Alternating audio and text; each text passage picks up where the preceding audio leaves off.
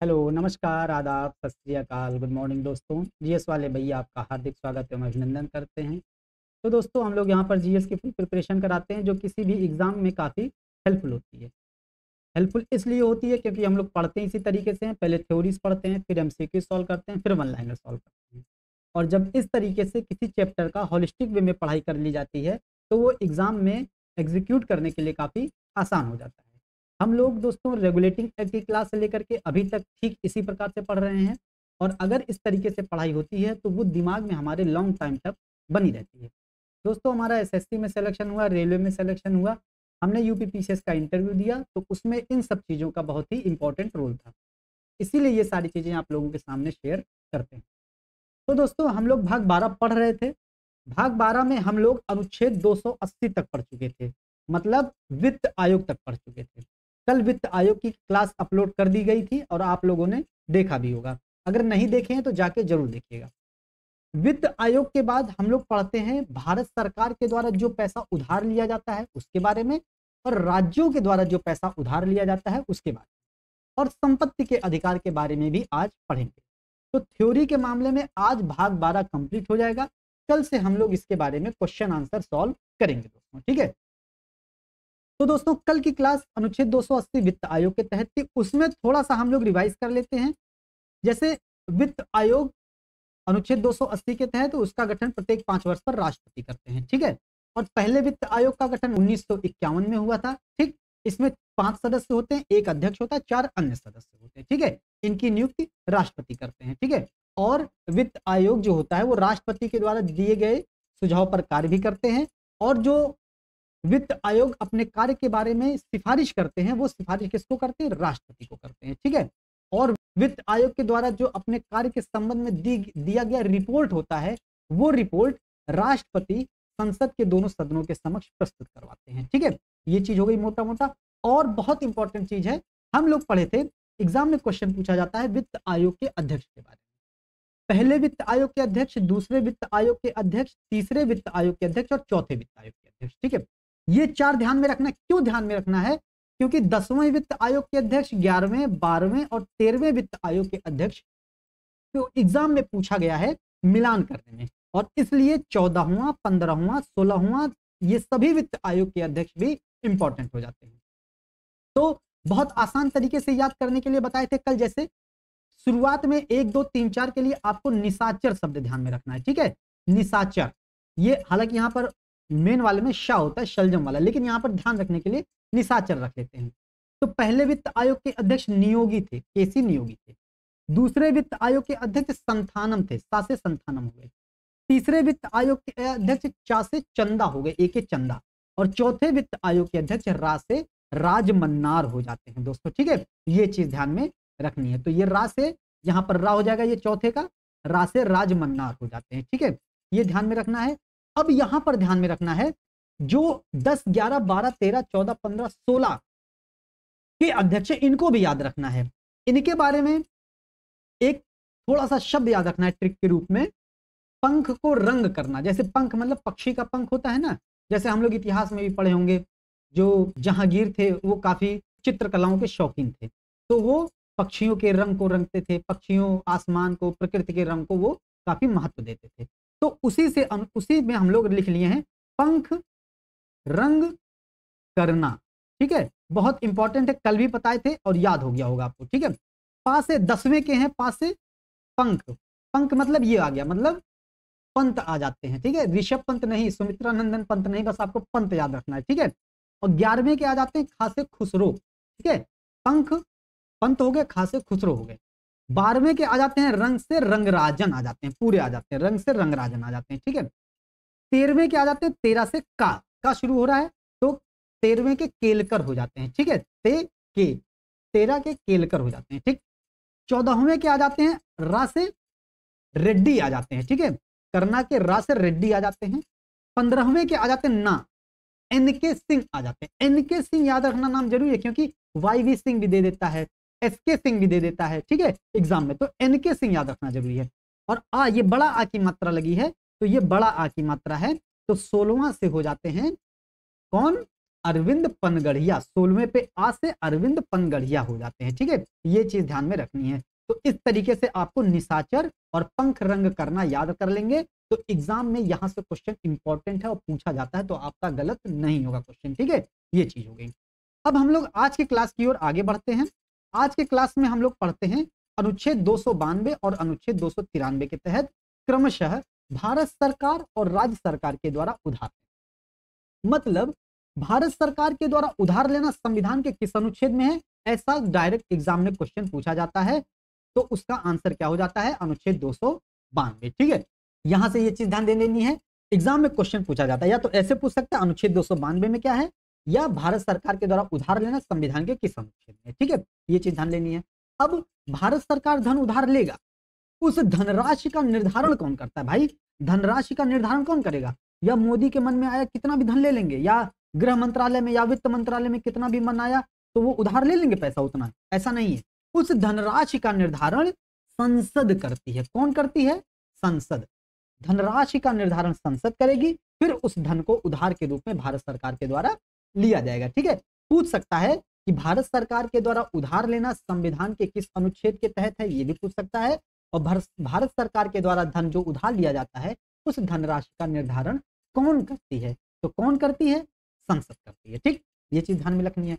अब कोई उधार लेता है तो जाहिर सी बात है हम आप भी उधार लेते होंगे, या बैंक भी कुछ लोगों को उधार देती है, वो तो किसी गारंटी पे उधार देती है कि नहीं। अगर आप धन नहीं चुका पाए तो फिर उसके बदले वो फिर भरपाई कैसे करेगी। तो ऐसे ही जो भारत सरकार जो उधार लेती है उसकी गारंटी के रूप में भारत की संचित निधि होती है। ठीक है, ये चीज ध्यान में रखनी है। ठीक, भारत की संचित निधि गारंटी के रूप में काम करती है, ये भी क्वेश्चन पूछा जाता है। ठीक, ये हो गया। और भारत की संचित निधि पर ही भारत सरकार के द्वारा उधार लिया जाता है। ठीक है, ये चीज ध्यान में रखनी है। फिर ये होता है कि अब उधार किससे लेगी भाई, उधार किसी ना किसी से लेती है, तो उधार किससे लेगी, या तो भारत में किसी से लेगी, किसी संस्था से, है कि नहीं, किसी संस्था से ले लेगी, या भारत सरकार आरबीआई से भी पैसे लेती है उधार। ठीक है, तो भारत के भीतर और भारत के बाहर दोनों से उधार ले सकती है। भारत के बाहर जैसे वर्ल्ड बैंक से लेती है, आईएमएफ से लेती है, एडीबी से, एशियन डेवलपमेंट बैंक से लेती है। ठीक है, एशियन इंफ्रास्ट्रक्चर इन्वेस्टमेंट बैंक से लेती है, एआईआईबी से लेती है, एशियन डेवलपमेंट बैंक से लेती है, इंटरनेशनल मॉनेटरी फंड से लेती है, यूएन से लेती है। ठीक है, तो अनेक संस्थाएं होती हैं जिससे भारत सरकार उधार लेती है। ठीक है, ये चीज ध्यान में रखनी है। तो अनुच्छेद 292 के संदर्भ में इतनी बातें न्यूनतम आपको ध्यान में रखनी है, इतने से आपका काम चल जाएगा। ठीक है, तो अनुच्छेद 292 में भारत सरकार के द्वारा धन उधार लेना, धन उधार के बारे में धनराशि का निर्धारण संसद करती है, गारंटी भारत सरकार की संचित निधि होती है। कहां ले सकती है, भारत के भीतर, भारत के बाहर। ठीक है, ये चीज हो गई। अब हम लोग पढ़ते हैं अनुच्छेद 293।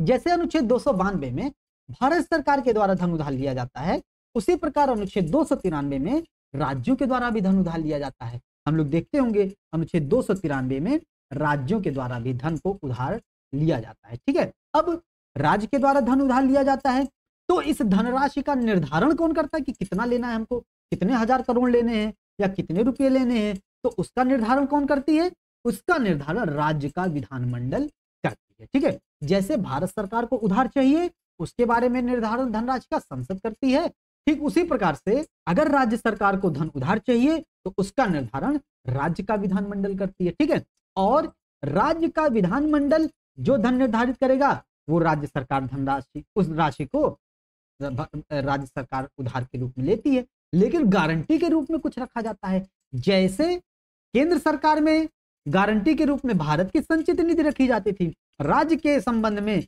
राज्य की संचित निधि को गारंटी के रूप में रखा जाएगा। ठीक है, ये ध्यान देना है।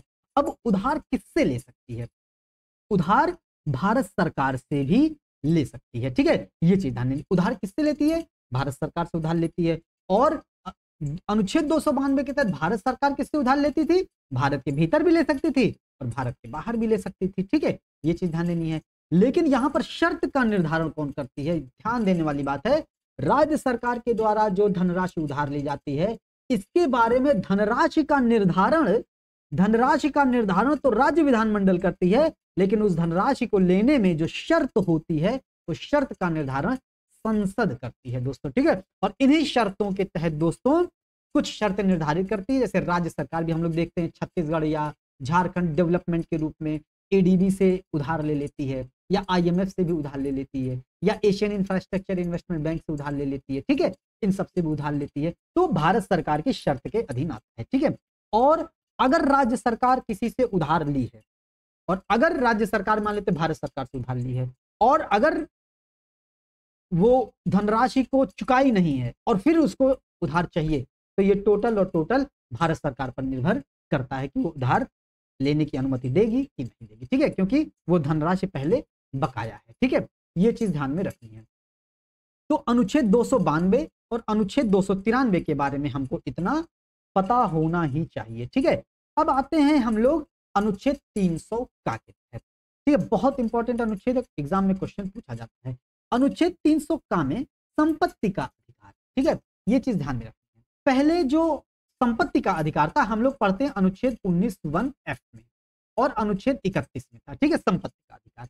लेकिन इसको 44वें संविधान संशोधन 1978 के द्वारा अनुच्छेद 31 में भी था, अनुच्छेद 19 में भी था, तो यह मौलिक अधिकार था। लेकिन 44वें संविधान संशोधन 1978 के द्वारा मूल अधिकार से हटा करके इसको विधिक अधिकार में रख दिया गया, ठीक है, क्योंकि समाज में समता मूलक वितरण करने के लिए संपत्तियों के वितरण करना बहुत ही आवश्यक था, ठीक है। पहले जमींदारी प्रथा थी, एक लोगों के पास हजारों बीघा हजारों हेक्टेयर खेत हुआ करते थे, और उस खेत पर खेती कौन कर रहे हैं? किसान कर रहे हैं, काश्तकार कर रहे हैं, बटाईदार कर रहे हैं, उनके हिस्से में एक भी बीघा नहीं, एक भी बिस्वा नहीं है, और खेती पिछले 40-50 सालों से करते हुए वो आ रहे हैं अंग्रेजों के समय से, ठीक है। तो इसी प्रकार से खेतों का समतामूलक वितरण हो, संपत्ति का समतामूलक वितरण करने के लिए मौलिक अधिकार से हटा करके इसको विधिक अधिकार कर दिया गया, ठीक है, 44वें संविधान संशोधन के तहत। लेकिन यहां पर यह ध्यान देना है, एक प्रावधान किया गया कि किसी भी व्यक्ति को उसकी संपत्ति से ऐसे ही नहीं वंचित कर दिया जाएगा कि मन आया, सरकार की नींद खुली, चलो ले लो उनकी संपत्ति, ऐसे नहीं, विधि के प्राधिकार से ही वंचित किया जाता, बिना प्रॉपर कानून बनाए वंचित नहीं किया जा सकता है किसी भी व्यक्ति को उसकी संपत्ति से। तभी तो हम लोग देखते हैं सरकार प्रॉपर मुआवजा देती है कि नहीं, हाईवे बनती है, अगर संपत्ति का अधिग्रहण होता है तो उसको मुआवजा सरकार देती, कई गुना देती, 4-4 गुना 20-20 गुना दे देती है मुआवजा, ठीक है। लेकिन अभी जो अयोध्या मंदिर का निर्माण हुआ दोस्तों, उसमें कई लोगों को मुआवजा नहीं मिला है, या कई लोगों को मुआवजा कम मिला था। इसी विरोध के कारण वहां के स्थानीय लोगों में काफी असंतोष था, इसीलिए वो लोग वोट नहीं दिए उसमें भाजपा को, इसीलिए वहां से भाजपा हार गई। नहीं तो इसके पहले जो 10 साल से सांसद थे लल्लू सिंह, वो भाजपा से ही थे, ठीक है। और राम मंदिर बना और हार गए, ऐसा नहीं है कि लोग वहां पर उल्टा सीधा कहते हैं कि अयोध्यावासी गद्दार हैं, अयोध्यावासी ऐसे हैं, अयोध्यावासी फलाना है ढिमका है, ठीक है। उसका कारण धार्मिक कारण नहीं था, अयोध्या में चुनाव हारने का मुख्य कारण विकास बनाम विस्थापन था दोस्तों, ठीक है। ये मत सोचिएगा कि धर्म का कारण था, विकास बनाम विस्थापन था। और कहीं भी ये सब न्यूज देखिएगा कि अयोध्यावासी गद्दार हैं, ये सब फेसबुक पे बहुत आता है, इंस्टा पे, वो फर्जी बकवास है, उसका कोई सत्यता से उसका कोई लेना देना नहीं है, ठीक है। ये चीज यहाँ से सुनिएगा, यहाँ से निकाल दीजिएगा, ठीक है, क्योंकि हम लोगों को एग्जाम निकालना, हम लोगों को तैयारी करनी है, हम लोगों को मानसिकता खुली रखनी है, ठीक है। ये चीज ध्यान दीजिए, ये मामला विस्थापन बनाम विकास है, विकास बनाम विस्थापन, ठीक है, ये चीज हो गई। अब यहाँ पर लिखा गया कि किसी भी व्यक्ति को उसकी संपत्ति से विधि के प्राधिकार के बिना वंचित नहीं किया जा सकता। मतलब अगर किसी को संपत्ति लेनी है सरकार को, तो प्रॉपर विधि बनाएगी, कानून बनाएगी, उसका मुआवजा देगी, तमाम चीजें करेगी, तब उसको उसकी संपत्ति ली जाती है, ठीक है। ये चीज ध्यान दीजिएगा। अब अनुच्छेद 19(1)(f) आ जाता है, ठीक है। अनुच्छेद 19(1)(f) में संपत्ति का अधिकार पहले क्या था? मौलिक अधिकार था। तो एफ से एक शब्द आपने इंग्लिश में सुना होगा, फक। फक मतलब बकवास होता है, ठीक है। अब किसी को अगर ये याद ना हो रहा हो तो एफ से बकवास के संबंध में ध्यान दे सकते हैं 19(1) के एफ में, क्योंकि A B C D E F G है ना, तो कुछ लोगों को कंफ्यूजन हो जाता है। तो एफ से आपको फक शब्द याद रखना, फक का मतलब बकवास होता है, और जब बकवास है तो उसको हटा ही दिया जाएगा, है कि नहीं। तो संपत्ति के अधिकार से उसको हटा दिया गया, ठीक है। अब संपत्ति के अधिकार से उसको हटा करके अनुच्छेद 300 का में शामिल कर दिया गया। अब ये संपत्ति का अधिकार यहां से पूछा जाता है कौन सा अधिकार है, तो संपत्ति का अधिकार दोस्तों सांविधिक अधिकार है, ठीक है। ये चीज ध्यान में, सांविधिक अधिकार या विधिक अधिकार है दोस्तों, ठीक है। ये चीज ध्यान में रखनी है। अनुच्छेद 300 का के तहत इसको बदल दिया गया, अनुच्छेद 300 का में इसको शामिल कर दिया गया, और अब यह सांविधिक या विधिक अधिकार है, ठीक। और अनुच्छेद 31 में भी संपत्ति के अधिकार था उसको हटा दिया। अब यहां से हमको ध्यान में रखना, अनुच्छेद 31 में भी संपत्ति का अधिकार, अनुच्छेद 19 में भी संपत्ति का अधिकार था, तो दोनों में अंतर क्या था? तो दोनों में 2 अंतर थे, हम लोग ऐसे ध्यान दे सकते हैं। एक तो अनुच्छेद हम लोग पढ़े होंगे कि कौन कौन से ऐसे मौलिक अधिकार हैं जो केवल भारतीय नागरिकों को प्राप्त हैं, तो हम लोग पढ़े होंगे, कई बार पहले पढ़ चुके हैं, अनुच्छेद 15, 16, 19, 29 और 30, है कि नहीं? तो 19, 29, 30, तो 19 में ही तो 19(1)(f) आ रहा है, तो ये केवल भारतीय नागरिकों को प्राप्त था। और अनुच्छेद 31 सबको प्राप्त था, नागरिकों के साथ साथ विदेशियों को भी प्राप्त था। ठीक है, ये चीज ध्यान देनी है। और अनुच्छेद 31 में क्या कहा गया था? दूसरा अंतर क्या है? अनुच्छेद 19 में संपत्ति के नागरिक संपत्ति का अर्जन कर सकते थे, नागरिकों के लिए संपत्ति का अधिकार मौलिक अधिकार था, लेकिन अनुच्छेद 31 के तहत उसको सरकार के द्वारा अधिग्रहण की बात की गई थी। ठीक है, ये चीज ध्यान देनी है। ठीक, अनुच्छेद 31A-B जोड़ा गया था बाद में, पहला संविधान संशोधन 1951 में, इसके तहत ये बात ध्यान में रखनी है। ठीक है, अनुच्छेद 31A 31 भी जोड़ा गया, उसमें 31A में कहा गया था कि संपत्तियों का सरकार अर्जन अधिग्रहण कर सकती है। ठीक है, ये चीज ध्यान में रखनी है। तो यहां से हम लोगों का अनुच्छेद 300 का पूछा जाता है क्वेश्चन, कैसा अधिकार है? मौलिक अधिकार नहीं है, अब ये सांविधिक अधिकार है या विधिक अधिकार है। ठीक है, ये चीज ध्यान में रखनी है। ठीक, ये सब चीजें आपको ध्यान में रखनी है। इन सब का पीडीएफ हम टेलीग्राम ग्रुप पर भेज देते हैं, जीएस वाले भैया टेलीग्राम ग्रुप पर भेज देते हैं, आप लिंक डिस्क्रिप्शन बॉक्स में दिया है, जुड़ सकते हैं। ठीक है, ये हो गया। अब हम लोग देख लेते हैं केंद्र और राज्य के संबंध में कुछ गठित आयोग होते हैं, क्वेश्चन पूछा जाता है। सरकारिया आयोग हो गया, पुंछी आयोग हो गया। ठीक है, शुरुआत में हम लोग पढ़ चुके हैं, कई आयोग पढ़ चुके हैं, आप लोग कमेंट सेक्शन में जरूर बताइएगा। हम लोग 5 आयोग पढ़े थे, प्रशासनिक सुधार आयोग, राजमन्नार आयोग पढ़े थे, सरकारिया आयोग पढ़े थे, पुंछी आयोग पढ़े थे। एक बचा है, एक आंसर आप लोग दीजिएगा। ठीक है, जरूर कमेंट बॉक्स में आंसर दीजिएगा। ठीक है, अब देखते हैं केंद्र, इसमें केवल 2 ही के बारे में एक्सप्लेनेशन पढ़ेंगे थोड़ा सा, उसके बारे में कुछ नहीं पढ़ेंगे। ठीक है, अब केंद्र और राज्य के संबंध में आयोग गठित किए गए, केंद्र और राज्य के मध्य जो विवाद होते हैं उनको, विवादों को सुलझाने के लिए, ठीक है, अनेक प्रकार के सामंजस्य स्थापित करने के लिए, राजकोषीय संघवाद स्थापित करने के लिए, या संघवाद की अवधारणा को परिपूर्ण करने के लिए केंद्र और राज्य के संबंध में आयोग गठित किए गए। और ये आयोगों ने, इन आयोगों ने कुछ सिफारिशें की सरकार को, और सरकार ने उन पर काम भी किया है। जैसे सरकारिया आयोग 1983 में गठित हुआ, और इसी ने बताया था कि एक अंतरराज्यीय परिषद की स्थापना हो, और अंतरराज्यीय परिषद की स्थापना 1990 में की गई थी। अब आप लोग यहां से कमेंट सेक्शन में जरूर बताइएगा कि अंतरराज्यीय परिषद हमारे संविधान के किस अनुच्छेद में निहित है। ठीक है, बहुत अच्छे से बता चुके हैं पहले। ठीक, ये हो गया। अब सरकारिया आयोग, इसमें 3 सदस्य थे, ये चीज ध्यान में रखनी है। 3 सदस्य थे, अध्यक्ष कौन थे? SR सरकारिया थे, नाम से ही सरकारिया आयोग, तो इसके अध्यक्ष सरकारिया थे, और ये उच्चतम न्यायालय के सेवानिवृत्त न्यायाधीश थे। ठीक है, ये चीज ध्यान में रखनी है। और इसके अन्य सदस्य भी याद रखना, एग्जाम में क्वेश्चन पूछा गया है। ठीक है, अन्य सदस्य भी याद रखना है, शिव जी थे और सेन जी थे, शिवसेन थे, शिवसेन। ठीक है, मतलब शिव रमन सेन, शिव जी भी थे, राम जी भी थे, सेन थे, 3 लोग नहीं थे, लेकिन शिव रमन एक नाम है, शिव रमन सेन थे दोस्तों। ठीक है, शिव रमन एक नाम और सेन दूसरा नाम हो गया। ठीक, इंपॉर्टेंट है, नाम याद रखिएगा। ठीक है, ये हो गया। अब हम लोग देखते हैं पुंछी आयोग। सरकारिया आयोग का गठन 1983 में किया गया था, पुंछी आयोग का गठन दोस्तों 2007 में किया गया था। ठीक, इंपॉर्टेंट है, 2007 में पुंछी आयोग का गठन किया गया था, और इसके अध्यक्ष मदन मोहन पुंछी थे। ये भी उच्चतम न्यायालय के रिटायर्ड या भूतपूर्व मुख्य न्यायाधीश थे। इंपॉर्टेंट है, ये ध्यान देना, ये मुख्य न्यायाधीश थे भूतपूर्व, और ये सेवानिवृत्त न्यायाधीश थे केवल। ठीक, ये चीज हो गई। अब इनमें 4 सदस्य आ जाते हैं, 1 2 3 4, मतलब मदन मोहन पुंछी 1+4 सदस्य हो गए। ठीक है, ये चीज ध्यान में रखिएगा। 4 अन्य सदस्य थे, 1 अध्यक्ष थे। ठीक, ये हो गया।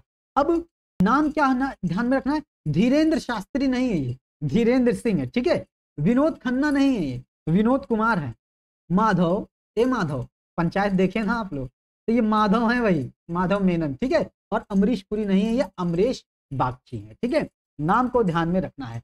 कौन कौन? धीरेन्द्र शास्त्री नहीं है, विनोद खन्ना भी नहीं है, माधव नहीं है, और अमरीश पुरी भी नहीं है। तो कौन कौन है? धीरेन्द्र सिंह है, विनोद कुमार है, माधव मेनन है, और अमरीश बागची है। ठीक है, ये चीज ध्यान में रखनी है। माधव वाला तो सुने होंगे, पंचायत देखे होंगे, है ना, ए माधव, है ना। ठीक है, ये चीज ध्यान में रखनी है। 4 नाम, 4 अन्य सदस्य थे, और 1 मदन मोहन पुंछी थे। ठीक है, ये चीज हो गई। तो दोस्तों इस तरीके से हम लोगों का भाग 12 और भाग 11 कंप्लीट हो गई है, फुल थ्योरी। अब कल से भाग 11 और भाग 12 के बारे में एमसीक्यूज लगाएंगे। 100 एमसीक्यूज है और 100 ही वन लाइनर है दोस्तों, ठीक है, ये चीज ध्यान में रखिएगा, ठीक है। और अगर आप लोग ये पूरा कर लेंगे तो एग्जाम में क्वेश्चन बाहर नहीं जाएगा, ठीक है। ये 100 पूरे एमसीक्यूज हैं, इसका आंसर है, और 100 ही वन लाइनर हैं दोस्तों, ठीक, ये चीज ध्यान में रखनी है, ठीक है। तो बहुत इंपॉर्टेंट क्वेश्चंस हैं, एग्जाम में आए हुए क्वेश्चंस भी हैं और एग्जाम में आने वाले क्वेश्चंस भी हैं इसमें, ठीक है। तो दोस्तों इस तरीके से उम्मीद करते हैं सेशन आपको पसंद आया होगा। सेशन को लाइक कीजिएगा, शेयर कीजिएगा, सब्सक्राइब कीजिएगा। मिलते हैं अगले सेशन में। जय हिंद, जय भारत।